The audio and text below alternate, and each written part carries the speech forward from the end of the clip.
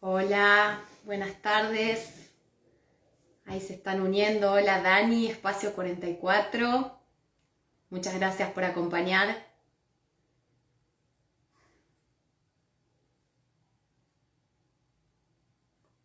Hola Celes, prima. Bueno, ahí está uniéndose la gente. Estefan ya está entre les invitades, así que vamos a proceder a realizarle la invitación formal para que acceda a este vivo de Instagram.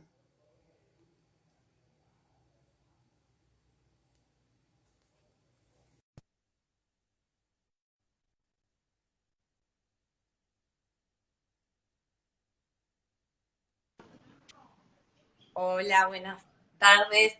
Buenas tardes, Esther. Bienvenido.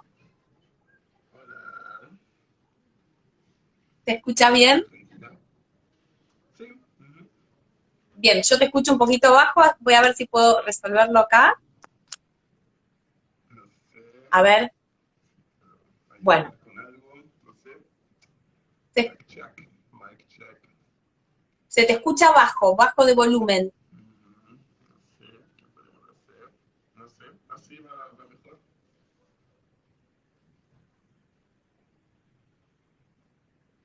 ¿No ayuda esto? Ahí está, a ver. Bien, vamos a probar. Bueno, bienvenido, Stefan Caeji, a este ciclo de conversaciones sobre teatro 2021. Muchas gracias por acceder a ser parte de este ciclo.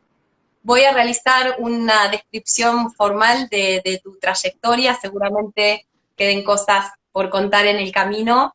Bien, Stefan Caeji en el 2010 recibió el Premio Europeo de Diversidad Cultural, en el 2011 obtuvo el premio del jurado por Radio Moestin sobre un grupo de oración egipcia en el Festival de Teatro de Sarajevo. Recibió el Gran Premio Suizo de Teatro en 2015 y en 2018 ganó el Gran Premio Viteb Festival Belgrado por su obra sobre 8 personas que buscan terminar con sus vidas. Nació en 1972, estudió arte en la Escuela de Arte y Diseño F&F en Zúrich y estudios de teatro aplicado en Gießen. Stefan Caeji tiene su sede en Berlín, creador suizo-alemán que ha producido obras de teatro documental, programas de radio y obras en entornos urbanos en una variedad diversa de asociaciones de colaboración. Ha realizado giras por Europa y Asia con 2 camioneros búlgaros y un camión que se convirtió en una sala de audiencias móvil. Ha desarrollado Radio Moesin en El Cairo, un proyecto sobre el llamado a la oración en esta era de reproducción técnica. Remote X, un recorrido de audio para 50 auriculares a ciudades como Taipei y Túnez, y recorre la instalación interactiva Nakhla, que retrata a personas que no tienen mucho tiempo para vivir. Además de Uncanny Valley, un monólogo de un robot humanoide en el escenario. Caeji coproduce obras con Gerard Hout y Daniel Betzel, bajo el sello Rimini Protocol. Mediante la investigación, las audiciones públicas y los procesos conceptuales dan voz a expertos que no son actores capacitados, pero que tienen algo que contar. Los trabajos recientes incluyen la pieza de video multijugador Situation Rooms, 100% Sao Paulo, con 100 ciudadanos locales en el escenario, y la Conferencia Mundial sobre el Clima, una simulación de la conferencia de la ONU para 650 espectadores. En Schauspielhaus Hamburg actualmente realizan Home Visit Europe como un juego de performance interactivo en cientos de hogares en todo el mundo y trabajan en su tetralogía STAT 1.4 sobre los fenómenos de la postdemocracia.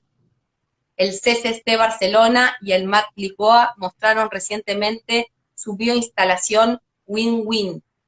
Su último trabajo, Utópolis, para 48 altavoces portátiles, se inauguró en el Festival de Manchester 2019. Su trabajo lo pueden ver en la página www.riminiprotocol.de. Bienvenido, Stefan. Muchas gracias por estar acá, es un gusto tenerte. Hola, Bien, hola. bueno, la primera pregunta es saber un poquito de vos, en cómo fueron tus inicios, tus búsquedas y tus propuestas de investigación al iniciar tu carrera en el teatro. Inicio del teatro. No sé, creo que la primera obra que me impresionó de teatro era, por ejemplo, mi profesor de física, porque él era muy buen Steph, performer. disculpa que te interrumpa, Sí, disculpa, no se oye bien, no sé si no se quizás oye. del auricular, por ahí Pues, enchufarlo y desenchufarlo. entonces, sí, creo que quizás Sí, ahí se escucha bien, perfecto. ahí yo te escucho mal, pero tú me escuchas bien. Entonces está bien. Ok. Lo importante es escucharte a vos. Bueno, entonces, no sé, mi interés por teatro, que eran performances que me impresionaron, uno claramente fue mi profesor de física, porque me daba acceso a una realidad invisible con experimentos como, por ejemplo, tomó una forma de mini botella y la llenó Ujú. con gas y agregó hielo. ¿Cómo se llama esto? Hielo seco, ¿no? Lo puso adentro y hizo explotar la. Y a mí me parecía una performance increíble porque era muy auténtico, muy directo y además me contó algo sobre algo que yo no veo, el mundo submolecular. Ujú. ¿Y cómo fue que este hecho lo relacionás con tus primeras investigaciones y tus primeras producciones en el teatro? Es que yo no, bueno, con el teatro no tenía mucho a ver en ese tiempo, ¿eh? Yo trabajé un periodista en un pequeño periódico haciendo entrevistas con personas que me gustaron siempre entrevistarlos porque eran como de otro lado de la sociedad. Am, pero enseguida me parecía un poco demasiado rápido el corrido, el ritmo, ¿no? Del periodista que tiene que retratar en muy poco tiempo lo que vive en su entorno. A mí me parecía que hay quizás que haber una forma como más directa de acceder a lo que es el receptor, la persona que Ujú. entonces leía mis artículos, pero no lo encontraba, no se acercaban de las personas con las cuales que yo tenía hecho las entrevistas. Entonces creo que esto fue importante, hice un poco de artes plásticas y en algún momento me aburrí un poco con la gente que toma el Prosecco del lado de obras de arte y que no hay como un compromiso más directo con el tiempo, creo. Así llegué en algún momento un poco en el lado del teatro, igual sin mucha, sin mucha formación, ¿eh? Yo nunca terminé ningún diploma o algo así, pero lo estoy haciendo igual. Hay algo interesante relacionado a esto que mencionás, que te he escuchado, ya me fui de las preguntas y del orden establecido, pero bueno, es una conversación, ¿no? Te he escuchado decir esculpir en el tiempo, que también es una frase que utilizó un cineasta, Tarkovsky, que a mí bueno, me gusta mucho, y quizás esta relación con la audiencia, con la experiencia, con el receptor, y tu vinculación al teatro se debe a lo que vos crees que la obra impacta como experiencia en el espectador, o a lo efímero justamente y lo que se pueda crear en lo efímero del tiempo, en ese acontecimiento que se comparte con, entre hacedor, obra y público. Claro, el tiempo es lo que esculptamos con el teatro, pero no lo hacemos en una forma cinematográfica como Tarkovsky, lo hacemos en una forma muy comunitaria. Es lo que probablemente nos faltó tanto en el tiempo que los los teatros estaban cerrados, o quizás aún los son en Argentina, no sé, Ujú. pero este momento utópico, ¿no? De que nos sentamos en un lugar, venimos todos a acercarnos tan cerca uno del otro que ahora dicen que es peligroso, am, para contaminarnos de quizás risas o de sentimientos. Y igual nos callamos en la mayoría del tiempo, ¿no? Eso es muy claro, ¿no? Que venimos para encontrarnos, pero nos callamos para escuchar a los que tienen preparado una cierta estructura de tiempo. Y esto me fascina, me fascinaba siempre, ¿no? Es uno de los pocos lugares donde apagamos el celular y de repente sí compartimos algo como muy, muy en directo, digamos. No sé, en esto de Instagram no me parece que estoy junto con las personas, no me parece que estoy junto Claro. con Ángulo Barde, por ejemplo, que parece que me está mirando porque estoy leyendo su nombre, pero no tengo quién es Mariela Radonic, ni Iggy Ochi de Alfred. Entonces, esta comunidad así digital es mucho más Es mucho más ficticia. que una forma de teatro donde estamos realmente juntos en el espacio. Mm. ¿Y de qué forma explorás los límites de este llamado teatro, sí, o arte escénico? ¿Y cómo es que vos proponés y explorás ampliar las fronteras, tanto dramatúrgica como escénicamente, en las experiencias de producción que haces, que llegan a realizarse en espacios no convencionales, por fuera de un edificio teatral, a suceder en las calles, en la radio, en instalaciones? ¿Cómo surgen esas exploraciones y cómo terminan determinándose, ¿no? Va a ser esta la propuesta o tal otra, ¿en base a qué?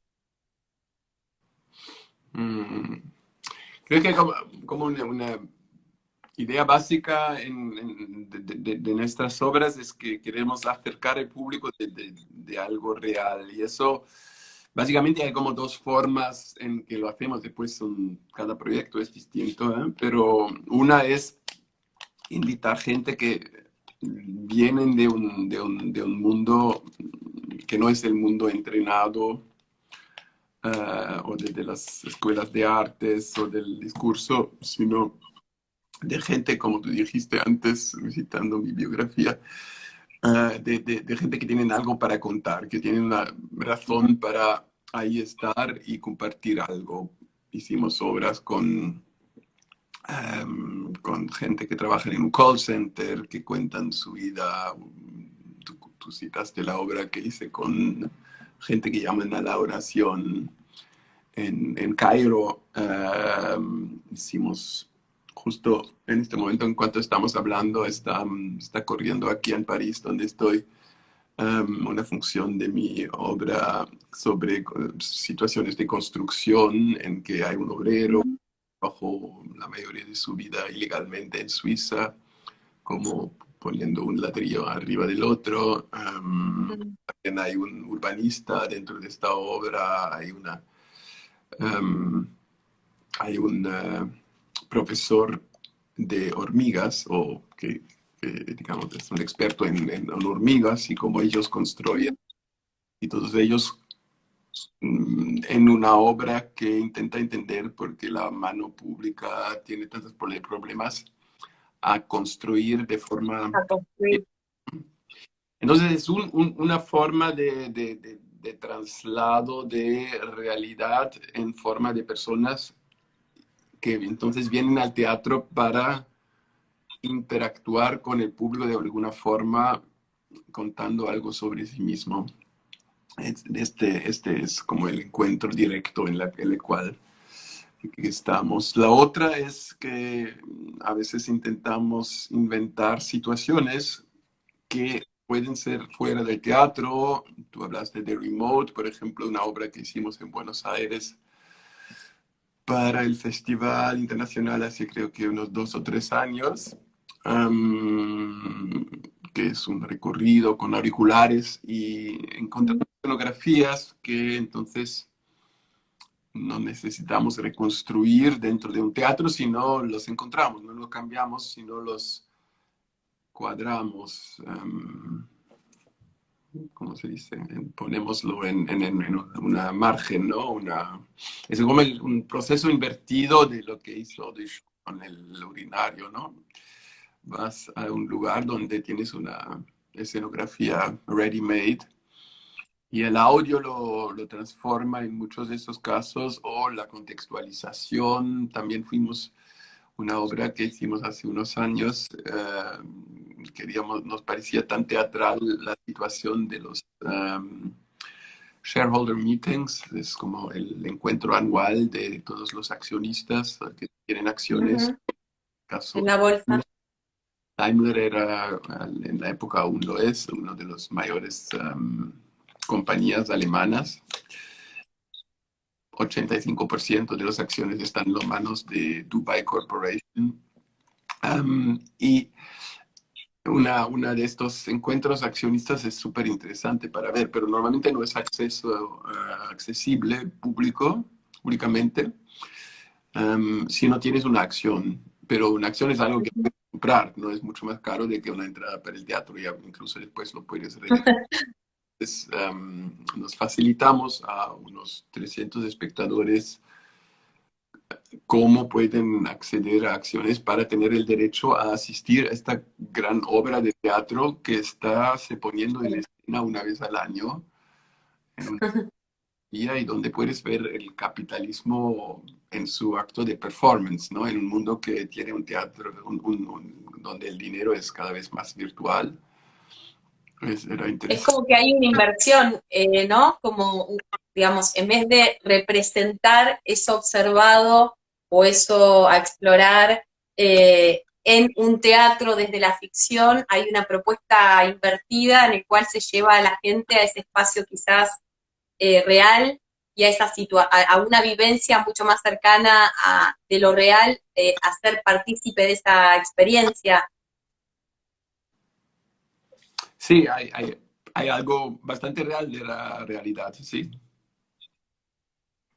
Y vos, esta forma de producción, si deberías categorizarla en algún sentido, ¿la nombrarías dentro de lo que es el teatro documental? Eh, ¿Dentro de alguna forma categórica de conceptualizarla, denominarla? No es mi parte del trabajo de encontrar cajas dentro de las cuales me pueden poner, pero sí hay gente que lo llaman de teatro documentario. En Alemania, un poco el pasado del teatro documentario está en los años 60 y 70, y habla de algo que en inglés se llamaría verbatim theater, que en realidad no es muy cerca de lo que hacemos. Creo que el arte conceptual o quizás el cine documental en sus formatos más performativas, tiene más, o más investigativas también, tiene más a ver con lo que hacemos nosotros de que lo que hizo Peter Weiss, por ejemplo, que sería uno que sería sentado dentro del... Pero no sé, pues en Argentina hay una tradición del teatro documental.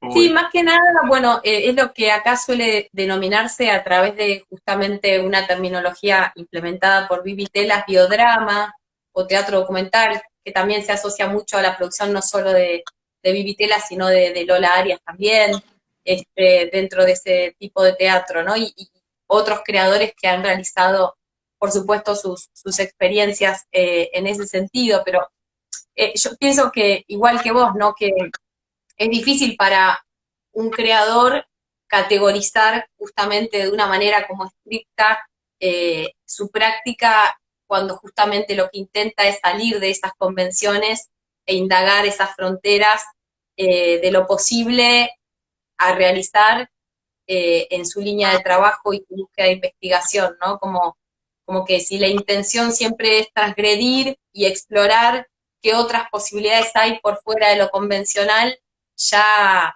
etiquetarlo con un nombre, por más que a veces corresponde para poder, digamos, generar una conceptualización, es algo que bueno, que no, como cualquier etiqueta, no puede durar mucho tiempo, ¿no?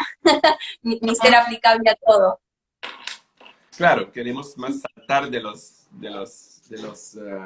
conceptos y agrandar la conceptualización de que encerrarnos dentro, ¿no? Mm, Pero digamos, el término documentario a nosotros nos sirvió cada vez en cuando, que cuando teníamos que explicar, y eso lo tenemos que hacer un montón de veces cuando hablamos con gente que no son del mundo del teatro, qué hacemos, porque si decimos que hacemos teatro, ya ayuda un poco, pero la gente tiene una idea de lo que es el teatro, más bien de que si hablaríamos de performance o algo así, que es algo muy abstracto para gente que viene no directamente del mundo de las artes. Pero igual el teatro, claro, la gente, muchos tenían sus momentos traumáticos de tener que ir a alguna obra de teatro, al menos en Alemania y en Suiza se va mucho con niños a obras de teatro que son, digamos, ilustraciones de literatura, ¿no? Que claro. los profesores de alemán te llevan ahí porque están muy vagos para enseñarles los textos. Les sirva el teatro así. Entonces los teatros también producen ese tipo de teatro que tipo es el esclavo de la literatura. Y esto también sería una mala pista para explicar a uno lo Mm, que es, ¿no? Entonces claro. a veces el documentario como referencia del cine, la gente tiene un poco una idea que se va a tratar de ellos, sino y no de una simulación o de fingir, de entrar en... Distingue, distingue una línea, ¿no? Como una línea posible de trabajo. ¿Por qué en tus propuestas escénicas se propone la ausencia de diferencias entre creadores, hacedores y público? El intento de desdibujar, ¿no? Las diferencias entre esos roles. este sistema. Ah, sí, ahora va un poco mejor. Disculpa, estoy reconectando Sí, mi sí. sistema para que te escuche yo Tomo un también un poco malecito de mejor. paso. Ah, sí. Aprovecho. Ah, sí, mate, qué bueno. Vamos a ver si funca eso, sí. Em, bueno, en realidad no borramos la distinción. No sé de dónde tiene esa idea, viene de esa idea. Creo que hay una bastante clara diferencia. El público es quien paga y los que proponen la experiencia, cualquier que sea, son del otro lado. No veo una igualización del público con los actores o con los protagonistas.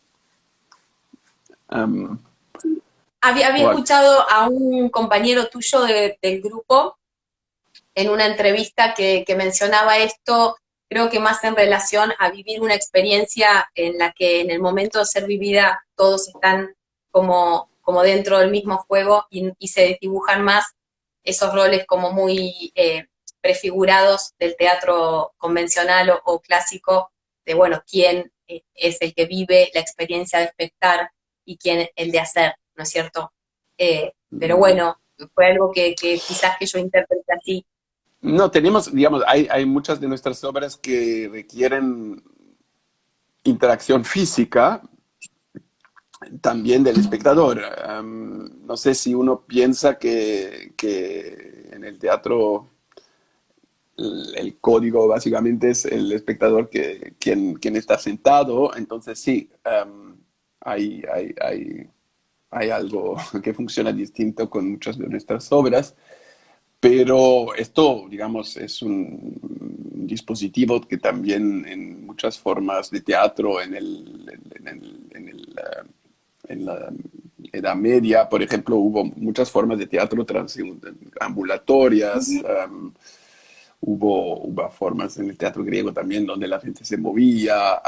No, no es que el teatro siempre fue el lugar de sentarse, no es solo porque en Europa hay una concentración, una enorme cantidad de ese tipo de arquitecturas que nos dejaron atrás los tiempos barrocos y los tiempos que vinieron después, que también imitaron esos espacios como que son una forma de arquitectura que sirve muy bien para el cine, pero más o menos bien para el teatro, ¿eh? Porque de alguna forma intenta hacer olvidar que están ahí las, no sé, 500 otros espectadores y lo que pasa es lo que está sucediendo en la frente. Yo creo que lo que pasa en el teatro es siempre lo que pasa en todo el espacio. Um, por eso hay una forma de quizás espacio más, más inmersivo de ciertas formas de situaciones que creamos nosotros. Por ejemplo, aquí en el Society Under Construction, la obra que estamos en este momento representando aquí, el público se mueve todo el tiempo de una estación a la otra en una grande obra de construcción que en realidad es la escenografía, pero que transitan los espectadores, que se ponen en una posición o en otro, hasta fines de septiembre estamos mostrando en Barcelona un trabajo en el CCCB, que en realidad es un museo antes de todo, pero de cierta forma lo que mostramos es una mezcla, casi algo intermediano entre una muestra y el teatro, porque la gente sí van a atravesar una experiencia que está muy estructuralizado en el tiempo, pero el público se mueve de una escenografía a otra y es visto por los otros que ahí están de cierta forma como si también fueran protagonistas. Y lo Ujú. son, pero lo son como en un reenactment, no lo son en el sentido como un actor que ha ensayado, lo es durante la mayoría de sus funciones, ¿no? No vienen preparados. Entonces, en lo que están haciendo los expertos cuando están en nuestras obras, por ejemplo, o los protagonistas, es muy distinto a lo que hacen el público. ¿Y cómo son los procesos creativos? Digo, parten de lo conceptual y empiezan a llevarlo a la experimentación entre lo arquitectónico, justamente lo teatral y lo tecnológico. ¿Cómo sería el armado de una obra desde su inicio hasta su presentación frente a un público? Sé que por supuesto cada obra es distinta, pero de algún modo, ¿cómo inician y cómo se empieza a instrumentar ese proceso creativo?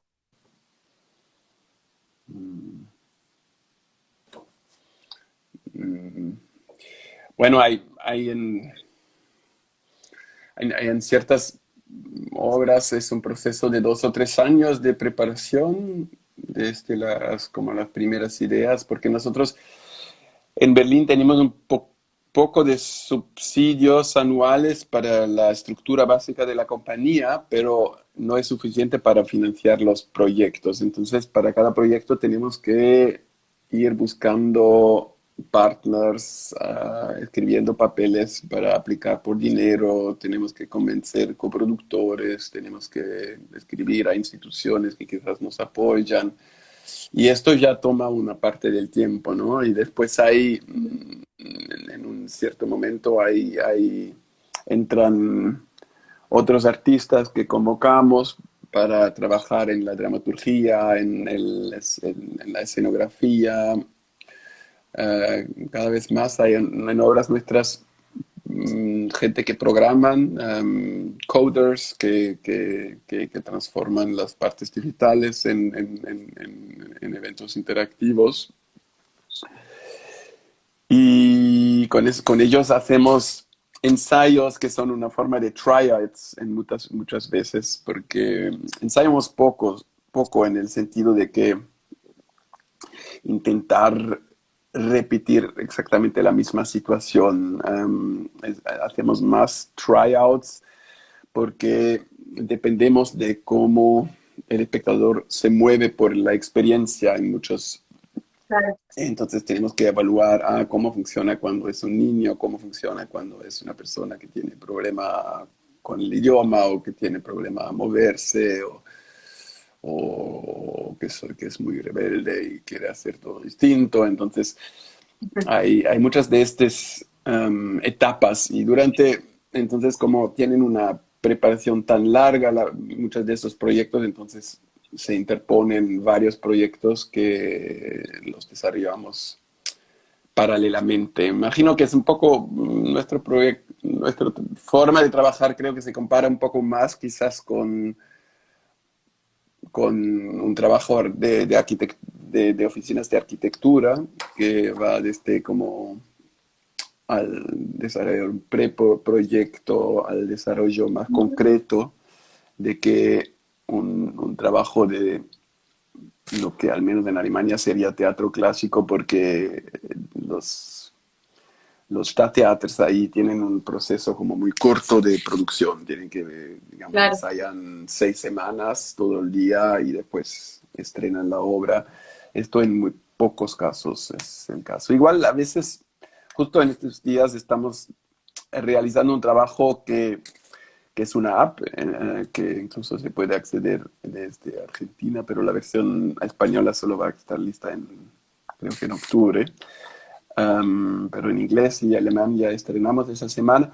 Es una forma de audio tour para lugares, cualquier lugar que pueden encontrarse en cualquier lado del mundo. Entonces hay un audio tour para un cementerio, hay un audio tour para un supermercado, hay uno para una calle, simplemente hay otro para un parque. Y la gente le baja la app y después selecciona cuál cementerio, cuál parque quiere visitar. Y este trabajo es algo que lo montamos en tipo 3 semanas. También no es un trabajo tan elaborado, tan grande. Es más una forma también fue una forma de reaccionar al facto que los teatros estaban cerrados y pensamos, Claro. bueno, entonces en realidad no nos hace falta los teatros para hacer teatro. Esa era una de las preguntas, ¿no? ¿Cuál ha sido la deriva creativa en el marco de esta pandemia y de su aislamiento y su disposición a una distancia social? Digamos, en vos como creador, ¿qué derivas tuvo? Hay muchos que se dedicaron más a escribir, otros a probar un teatro, una teatralidad a través del tecnovivio, virtual. Bueno, ¿por dónde fue ahí tu posibilidad de trabajo, de búsqueda, de producción? En esto, además de esto que me mencionás, ¿hubo alguna otra característica o caso? Sí, había una serie de distintos proyectos que realizamos. Uno fue en Zoom. Tenemos una ya trayectoria de creo, casi 15 años de colaborar con gente en Calcuta, en India, de distintas formas. Realizamos hace 15 años una forma de audio tour donde vas guiado por el teléfono, por ciudades y gente en un call center en India te manejan y te cuentan su vida en cuanto que vas caminando por lugares que ellos no conocen físicamente, pero los conocen por los ensayos y por el script.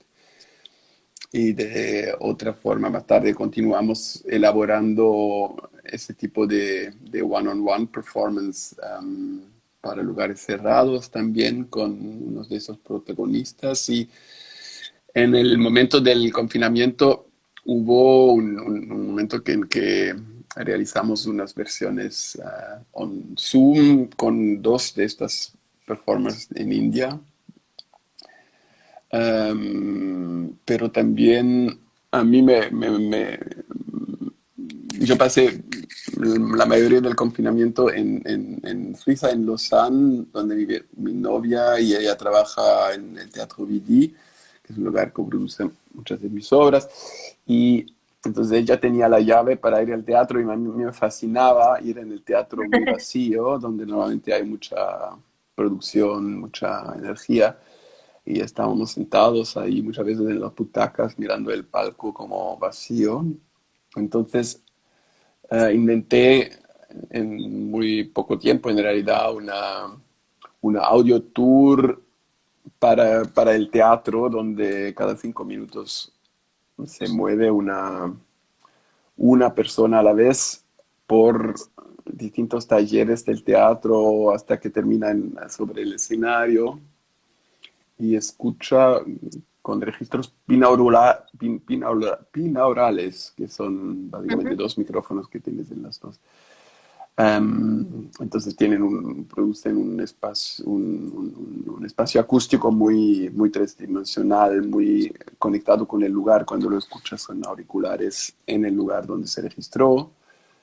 Y Black Box se llama este trabajo y fue un poco el trabajo que más realicé después para teatros vacíos, también en Stuttgart y Viena después, y justo estamos viendo si lo hacemos en Santiago de Chile también en el año que viene. Y es una forma de digerir como el dolor fantasma que me generó la ausencia del colectivo del teatro, del público del teatro, ¿no? Ujú. Hay un espectáculo, una obra, una experiencia propuesta en el que se trabajó con un robot humanoide. Te quería preguntar cuál fue ahí la línea de hipótesis, de trabajo, de investigación, y cómo vos podés reconceptualizar cuáles serían los elementos fundamentales para producir teatralidad o una experiencia teatral a partir de esto, ¿no? De por ahí sustituir un cuerpo por un robot o poder eh, narrar una experiencia a través de un audio con una persona en vivo, pero que está mediada por algún aparato tecnológico. Preguntarte eso. Primero que nos Mm. cuentes esa experiencia en sí, que yo la vi por video y me dio escalofrío, te digo. Hacía mucho tiempo había visto que en Japón, hace muchos años, habían realizado una interpretación de una obra de Chekhov con una robot humanoide eh, mezclada con actrices y actores humanos reales, y ya eso me había impactado mucho, y bueno, ahora cuando vi un pequeño fragmento, mientras que leía y buscaba cosas sobre vos, y la verdad que es impactante. Contanos esa experiencia, la propuesta y cómo vos puedes esto repensar o reconceptualizar, ¿no? Eh, Nada, intentar por dónde va, por dónde pasa la propuesta y la teatralidad Sí, en tu propuesta. el Chekhov japonés está interactuando parcialmente con el robot, ¿no? Ahí está interactuando con actores, actrices también. El escenario, a mí me interesó solo tener un robot, que es un humanoide, que es un solo para él, que no. Entonces, um, creo que esto aumenta el momento de empatía. Eh, es un efecto muy simple, es del puppet theater, ¿no? Que básicamente cuando ves objetos que se mueven, estás como, y que tienen ojo, y que tienen, en este caso, pelos muy elaborados, incluso partes de la piel que son de la silicone muy realista. Entonces produce fácilmente este momento empático que es la base del teatro eh, ya desde Aristóteles. Y se aumenta cuando no hay otros actores en torno, diría yo. Y yo escribí este texto junto con Thomas Melle, que es un autor y que entonces también fue el modelo para el robot. El robot es su copia, Ujú. básicamente. solo que tiene 32 motores servo adentro que mueve la mayoría de ellos en el rostro, pero también mueve las manos, puede bailar un poco, no levantándose, pero se mueve bastante. Y claro, producir una copia de un ser humano es algo que es siempre muy interesante porque uno tiene que mirar muy exactamente cómo está hecho el ser humano. Lo mismo debe pasar a gente que se dedican al dibujo de una forma muy elaborada, o de la pintura, o de esculturas. Y lo que después sucede es que una vez que estamos en el teatro y no en un museo donde hubo ya muchos humanoides, que estás como un poco expuesto a la aura de un lugar donde miras para identificarte aún más. Y esto es interesante porque tenemos digamos, una grande metáfora cuando trabajamos con ese tipo de reproducción humana que se sobrepone casi todo, que es Frankenstein, básicamente, ¿no? Es siempre este monstruo, digamos, toda la producción de cine, ciencia ficción en los 60, 70 y 80 básicamente reproduce esta idea de la inteligencia artificial o del robot en sí que está creciendo para ayudarnos y después intenta terminar con el ser humano. Es siempre la misma historia. Pero no es muy cerca, digamos, si trabajamos de una forma más documental, tenemos que trabajar también lo que sucede. En el mundo, en la tecnología, en su mayoría no nos termina los seres humanos, sino está se poniendo en una forma de cyborg, donde nosotros tenemos una dependencia de algo que sí nos apoya en mucho y después que nos hace mucha falta en el momento que no funciona. Um, y esto me interesó instalar este espejo, ¿no? Parece que estamos muy dispuestos a proyectar dentro de un ser artificial algo que, que es quizás una utopía o distopía de nuestra vida mismo. Y a este me Mm. sirve el robot que sigue en gira por el mundo porque es bastante, bueno, viaja más fácil de que otras obras Más práctico y, que un actor real. y se puede repetir sin muchos problemas.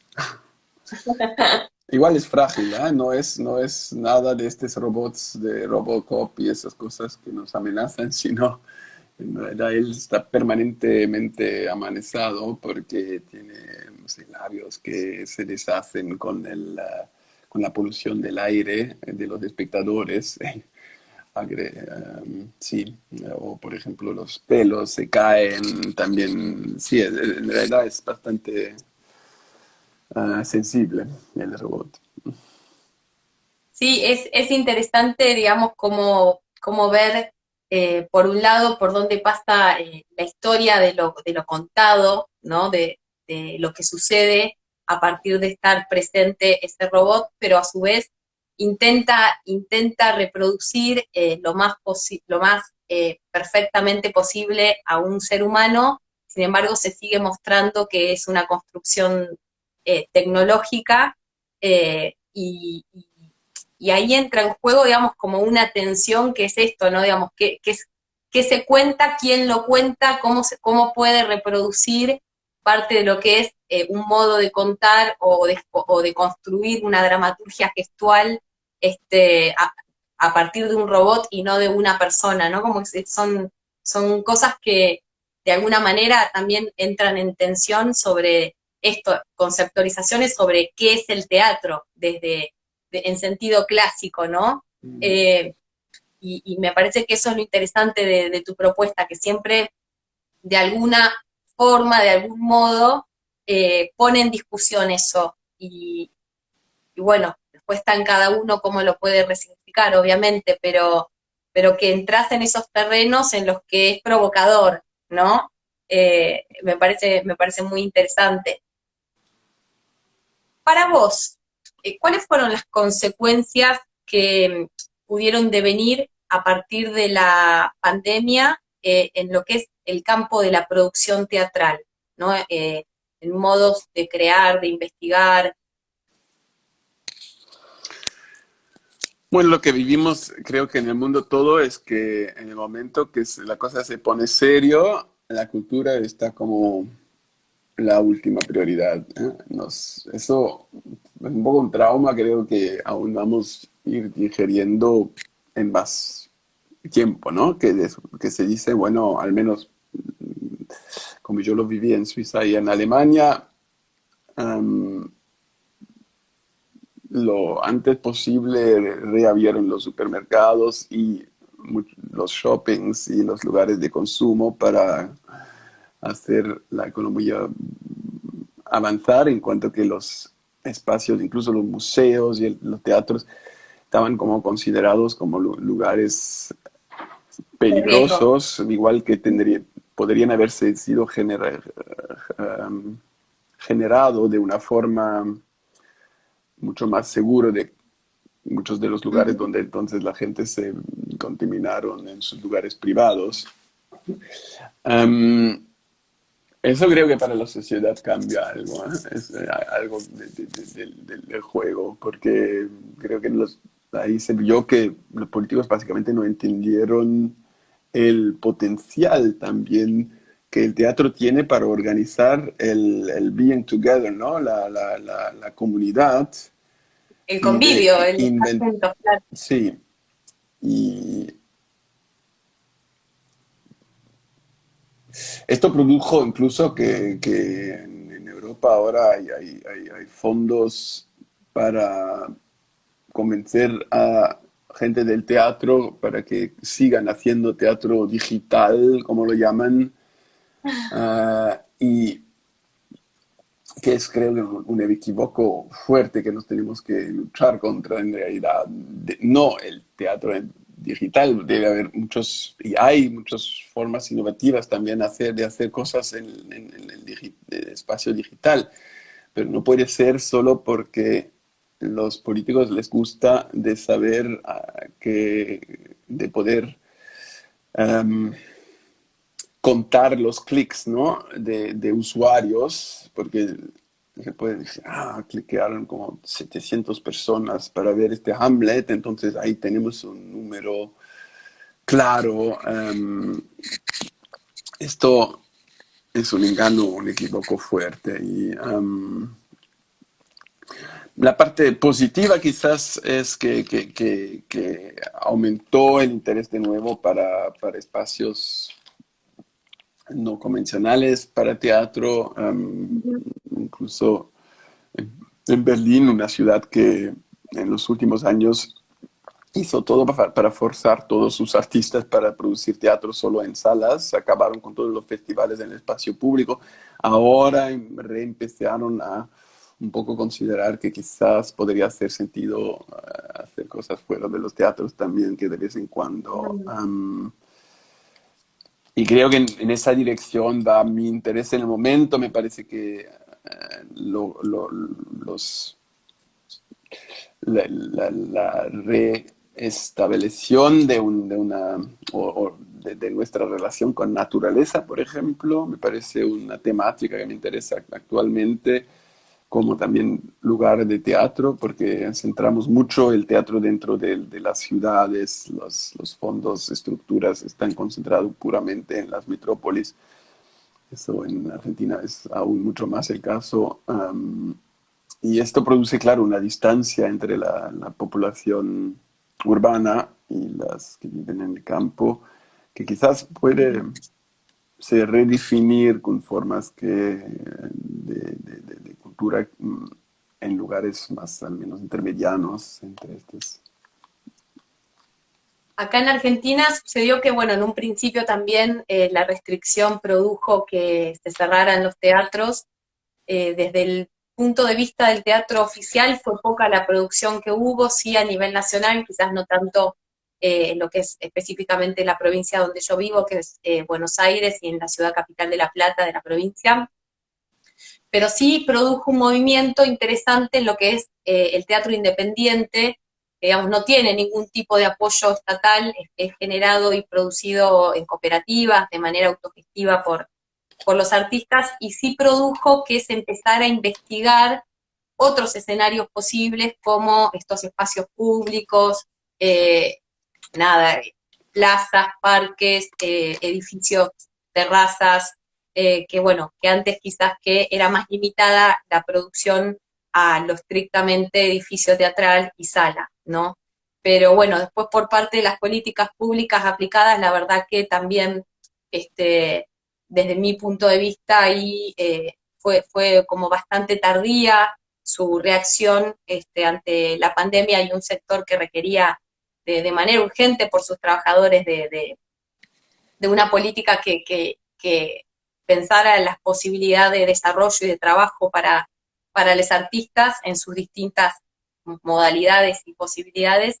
Y sí, ahora sí hay tantos subsidios para la producción de teatro por streaming, así o digital, online, como para, está empezando a haber subsidios para que vuelva el teatro a la sala, ¿sí?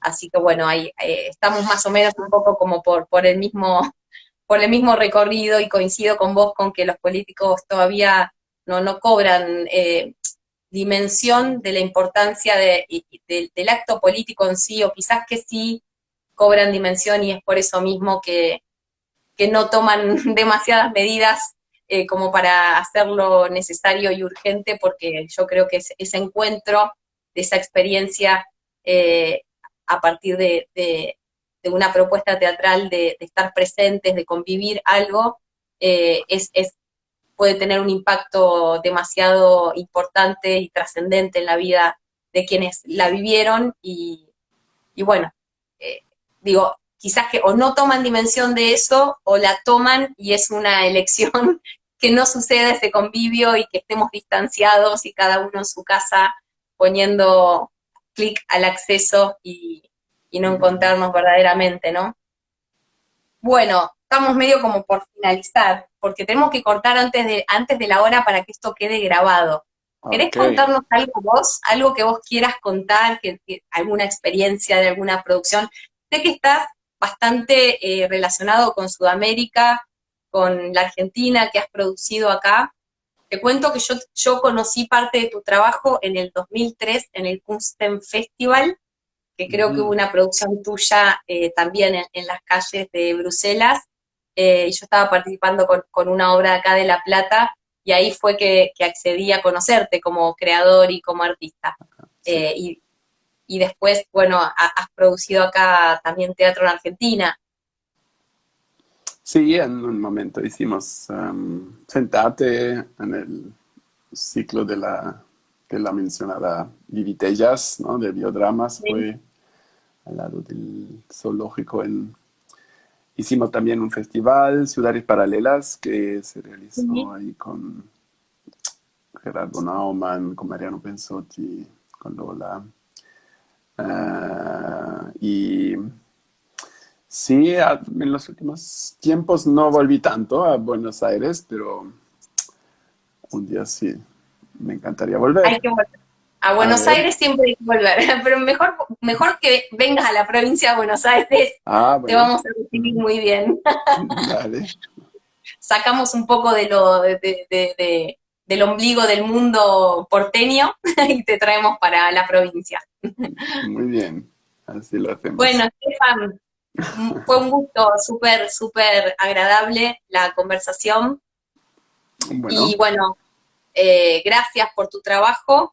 Eh, Vamos a continuar siguiéndote en todo lo que hagas, y bueno, te esperamos algún día acá produciendo algo en La Plata, en la provincia de Buenos Aires, en la Argentina, en Sudamérica. Me resultó muy interesante una propuesta que hicieron en Sao Paulo, Brasil, puede ser con ujú. policías, relacionado con la policía. ¿Cómo, Sí, sí. cómo es esa Ujú. experiencia? Sí, ¿Querés eso. contarla? Fue también con Lola Arias, junto inventamos este trabajo con policías, que la gente en este momento desconfiaba mucho a la policía, y la policía en su vez desconfiaba mucho a los ciudadanos, y nos pareció interesar utilizar una forma narrativa, biográfica, instalativa en este caso, para un poco juntar estos dos lados de la sociedad. Y sí, no estoy más tanto en contacto con los paulistas, pero sé que uno de ellos después terminó de trabajar en la policía, pero esto trabajó de guardaespaldas porque ganan muy mal los policías, es parte del problema, claro. Claro. Pero ahora tenemos que Eh, terminar, si no, no graba, ¿no? y hay que terminar. Bueno, Ok, Estefan, un beso, un abrazo y ojalá que pronto podamos cruzarnos en alguna parte del mundo. Cariños, así lo hacemos. muchas gracias, un Chao. abrazo. Chao, Hasta ahí luego. te van saludando.